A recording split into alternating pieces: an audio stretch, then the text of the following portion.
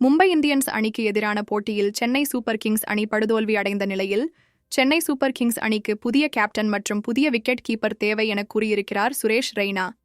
அதாவது மறைமுகமாக தோனியை சிஎஸ்கே அணியை விட்டு வெளியேறுமாறு அவர் சூசகமாகச் சொல்லியிருக்கிறார். சுரேஷ் ரெய்னாவின் இந்த விமர்சனம் சிஎஸ்கே ரசிகர்கள் மத்தியில் சலசலப்பை ஏற்படுத்தியுள்ளது. இந்த ஐபிஎல் தொடரின் 38வது லீக் போட்டியில் சென்னை சூப்பர் கிங்ஸ் மற்றும் மும்பை இந்தியன்ஸ் அணிகள் மோதின. இந்த போட்டியில் சென்னை சூப்பர் கிங்ஸ் அணி முதலில் பேட்டிங் செய்து தட்டுத் தடுமாறி 176 ரன்கள் மட்டுமே எடுத்தது. எளிதாக 200 ரன்களை எட்டக்கூடிய வான்கடே மைதானத்தில் சிஎஸ்கே 176 ரன்கள் மட்டுமே எடுத்தது. இதை மும்பை இந்தியன்ஸ் அணி 15.4 ஓவர்களிலேயே சேசிங் செய்தது. சிஎஸ்கே அணி இந்த ஆண்டு இதுவரை விளையாடிய 8 போட்டிகளில் 6 தோல்விகளை சந்தித்து உள்ளது. இந்த நிலையில் சுரேஷ் ரெய்னா சிஎஸ்கேவின் மோசமான ஆட்டம் குறித்து தனது ஆதங்கத்தை வெளிப்படுத்தியிருக்கிறார்.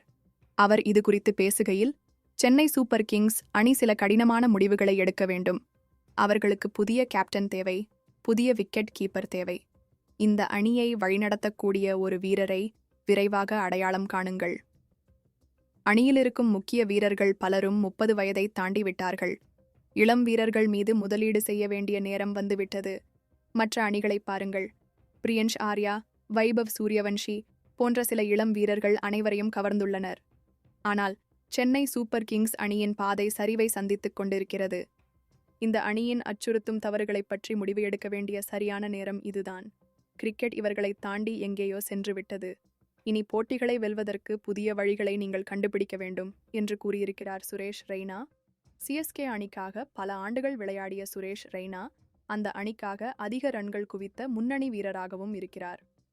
சிஎஸ்கே விசுவாசியான அவரது இந்த விமர்சனம் சிஎஸ்கே ரசிகர்கள் மத்தியில் பெரும் தாக்கத்தை ஏற்படுத்தியுள்ளது.